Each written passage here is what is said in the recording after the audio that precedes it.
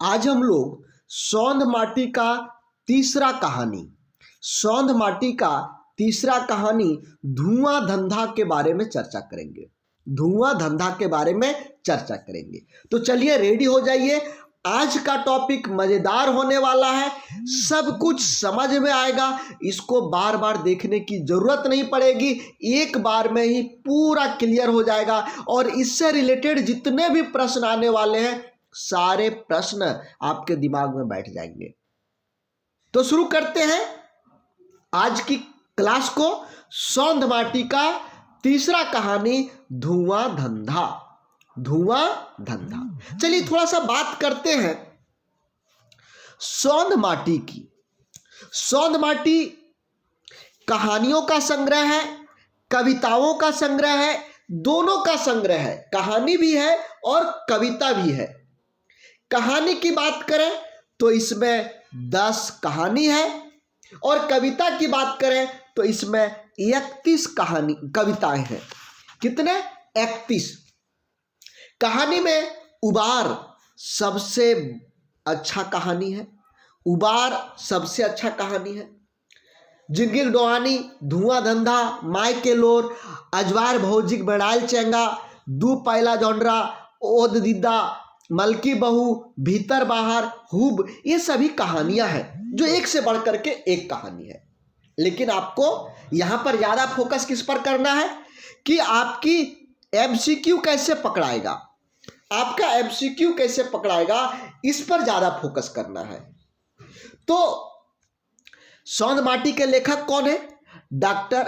Professor Vinod Kumar. Professor Vinod Kumar. तो सौंध माटी का आज तीसरा कहानी, सौंध माटी का तीसरा कहानी धुआं धंधा आज हम लोग देखने वाले हैं। धुआं धंधा देखने वाले हैं।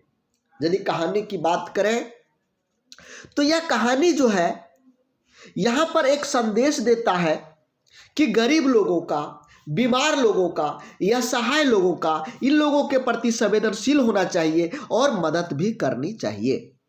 यदि इस कहानी की संदेश को देखें तो आपको क्या पता चलेगा कि गरीब लोग, बीमार लोग या सहाय लोग जिनको हेल्प की जरूरत होता है उनके प्रति हम लोगों को संवेदनशील होना चाहिए और उन लोगों को हेल्प करना चाहिए, मदद करना चाहिए। यही इस कहानी का संदेश है।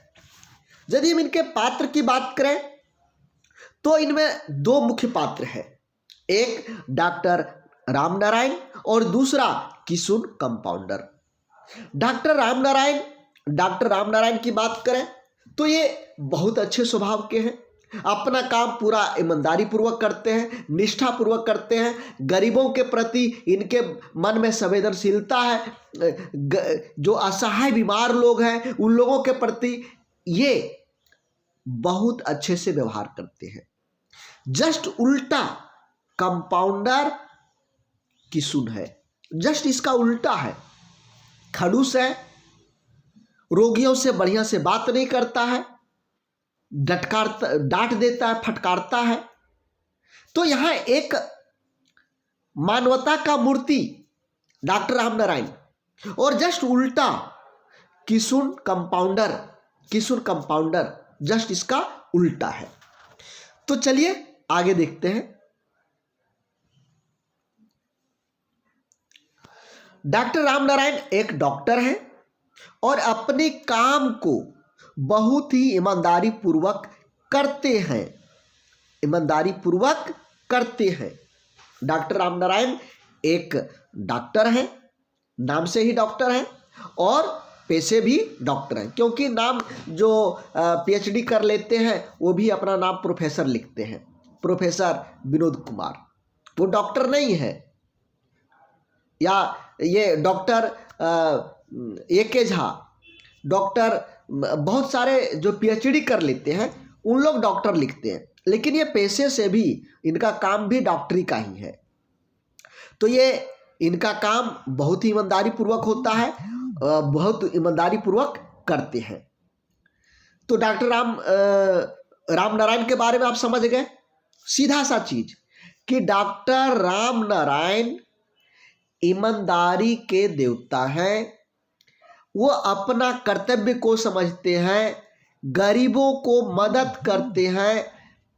या असहाय रोग, जो असहाय रोग से ग्रसित लोग हैं, कुष्ठ हो गया, उन जैसे रोग जिनसे लोग डरते हैं, समाज जिसको नफरत करता है, उनकी सेवा भाव डॉक्टर रामनारायण जी करते हैं। तो निश्चित रूप से हम रामनारायण जी को देवता के स्वरूप मानेंगे, क्योंकि अभी के जमाने में, अभी के समय में लोग पैसे को तहरीज देते हैं, सेवा भाव को तहरीज नहीं देते हैं। जबकि डॉक्टर रामनारायण जी कुष्ठ रोगियों, जो असहाय हैं, जिनका जो कहीं काम नहीं कर सकते, समाज जिसको त्याग देता है, तिरस्कृत समझता है, उसके साथ में ये बहुत अच्छे से व्यवहार करते हैं, जरूरत पड़ने पर मदद करते हैं। रोगियों गरीबों के प्रति उनके मन में दया है, सहानुभूति है। ये किसकी बात हो रही है? डॉक्टर रामनारायण की। अब चलिए कंपाउंडर किशुन की बात करते हैं। किशुन खड़ूस व्यक्ति है। किशुन का काम क्या है? कंपाउंडर करना, यानी जो उनके डॉक्टर रामनारायण के क्लिनिक पर आते हैं मरीज, और उनको सुई लगाना, इंजेक्शन लगाना, दवा बताना। तो कंपाउंडर किशुन एक खड़ूस व्यक्ति है और वह रोगियों के साथ अच्छा व्यवहार नहीं करता है। रोगियों के साथ अच्छा व्यवहार नहीं करता है। यहां पर आप क्या देखते हैं? किशुन कैसा व्यवहार करता है? अच्छा व्यवहार नहीं करता है।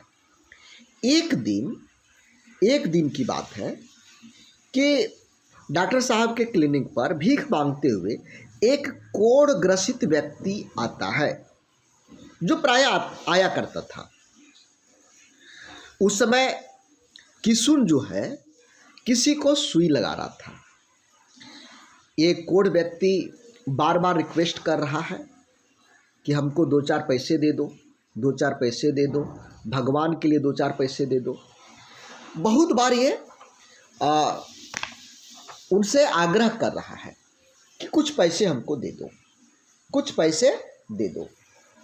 लेकिन यहाँ पर क्या होता है कि किशुन जो है उसको फटकार लगा देता है, फटकार लगा देता है और कहता है, इधर काहे आता है, इधर काहे आता है, रोज रोज का धंधा बना लिया है, हटो हुआ से आज चेंज नहीं है। देखिए, हटो हुआ से आज चेंज नहीं है, ये कौन कह रहा है? किशुनवा कह रहा है। किशुनवा कंपाउंडर के बोली फूटल ऐसन जैसे खपरी पर लावा फूटे। खपरी पर लावा कैसे फूटता है देखते हैं, भ्रास।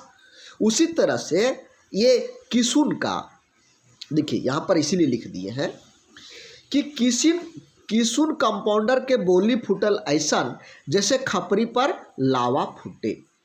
मतलब उसका बात एकदम कर्कश, कौआ से भी खराब, इस तरह का बात किशुन कंपाउंडर ने किया उस कोढ़ी वाले व्यक्ति के साथ में, उस कोढ़ी वाले व्यक्ति के साथ में।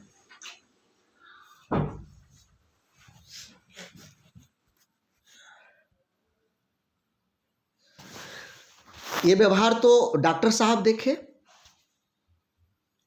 जब डॉक्टर साहब इस व्यवहार को देखे तो डॉक्टर साहब को बहुत दुख हुआ, बहुत दुख हुआ। तो यहाँ पर किसके व्यवहार से डॉक्टर साहब दुखित होते हैं? किशुन के व्यवहार से, जो उनका कंपाउंडर था। देखिए यहाँ पर क्या करते हैं सो, डॉक्टर साहब से दिन मरीज देखी के फुर्सत पौलत, तब तनी किशुनवा हकाय के पूछला। किशुन को हका करके यानी बुला करके पूछे, आए रे किशुनवा, तो वो भिखारी के किले डांट ले, 10-20 गो पैसा दे दतले, बेचारा हम रोज रोज हकावे ही और ओकर इलाज करे ही, सहानुभूति और लय देही। यदि वो बेचारा देही से बेस रहतल तो कोनो कामे करतल, मुदा की करे। परिवार और समाज के आदमी कोढ़ी रोगी के सटे नाय दे हथिन, तो कि हमनियों के ओकरा फटकारे तिरस्कार करे चाहिए ना, हमनिक लागी रोगी कर सेवक। यहाँ पर किसुन को डांटते हैं, फटकारते हैं, बताते हैं, कहते हैं कि समाज उस कोढ़ी आदमी को तिरस्कृत कर दिया है, समाज उसको त्याग दिया है। यदि हम भी त्याग दें, तिरस्कार करें, तो फिर उसका कौन रहेगा? हम लोग तो सेवा करने वाले ही हैं। डॉक्टर मतलब सेवा करना।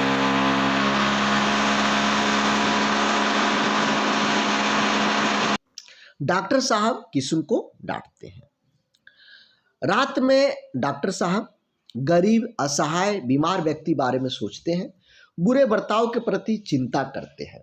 जब रात होती है, सोने जाते हैं, तो इनको दिन का जो वहाँ पर घटना हुआ था, मतलब किसुन का व्यवहार को देख करके इनके मन के अंदर एक दुख होता है और उसके बारे में सोचते हैं। जो गरीब हैं, असहाय हैं, बीमार व्यक्ति हैं, उनके प्रति कौन कौन चिंता करने वाले हैं, सहानुभूति करने वाले हैं, और लोग करते नहीं हैं तो क्यों नहीं करते हैं। यहाँ पर एक रिक्शा वाले का भी उदाहरण दिए हैं, जो 4 रुपए के जगह 2 रुपए दे करके उतरता है, और जब रिक्शा वाला कुछ कहता है तो कहता है तुम हमसे मुंह लगाओगे क्या। ये अपने बारे में बताते हैं। डॉक्टर साहब सोचते हैं कि हमने किस तरह से मेहनत करके, जेवर बेच करके, जमीन बेच करके डॉक्टर की पढ़ाई किया। किसको विश्वास नहीं होगा पढ़ाने के लिए कितना पैसा खर्चा होता है। किस तरह से फिर प्रैक्टिस शुरू किए, और लोग हमको किस तरह से परेशान करते हैं। मोहल्ले के लोग चंदा के नाम पर, कभी ये चंदा, कभी वो चंदा, कभी ये चंदा के नाम पर नेतागिरी करते हैं, पैसा लेते हैं। यदि किसी से कुछ बोला जाता है तो लोग मारने पीटने पर उतारू हो जाते हैं। यहाँ पर ये क्लिनिक की समस्या से परेशान रहते हैं। घर में बीवी, बच्चे, मेहरारू, माए, सबका फिक्र रहता है, तो जाए तो कहाँ जाए। ये सोचते सोचते सुबह हो जाता है। सुबह के 6 बज जाते हैं। जब सुबह बाहर निकलते हैं तो उनको वही रोगी फिर से मिल जाता है। जो रोगी, कुष्ठ रोगी इनका क्लिनिक पर गया हुआ था, वही रोगी उनको फिर से मिल जाता है। डॉक्टर साहब इनके प्रति संवेदना दिखाते हैं। डॉक्टर साहब इनके प्रति क्या करते हैं? संवेदना दिखाते हैं। तो ये कहानी था। अब यहाँ बात रह गया MCQ की। तो हमारा जो अगला क्लास होगा, इसमें इस पर आधारित सारे MCQ को करवा देंगे, ताकि एक भी प्रश्न आपका छूटेगा नहीं। साथ ही साथ हम इसका जो कहानी में खोटा शब्द आए हैं, जिसका हिंदी रूपांतरण में दिक्कत होती है, उसका हिंदी शब्दार्थ आप लोगों को हमारे ऐप SB एग्जाम ऐप में मिल जाएगा, ताकि आपकी तैयारी बेहतरीन हो सके। देखिए, यदि आप JSSC या JTET खोटा की तैयारी कर रहे हैं, तो आप बहुत अच्छे प्लेटफॉर्म पर आए। अभी तक यहाँ पर आपका सिलेबस का हर एक बिंदु कवर किया जाएगा। एक बिंदु की मैं बात कर रहा हूँ, हर एक बिंदु कवर किया जाएगा। हर एक बिंदु कवर किया जाएगा। हर एक बिंदु के आधार पर सिलेबस पूरा कवर किया जाएगा।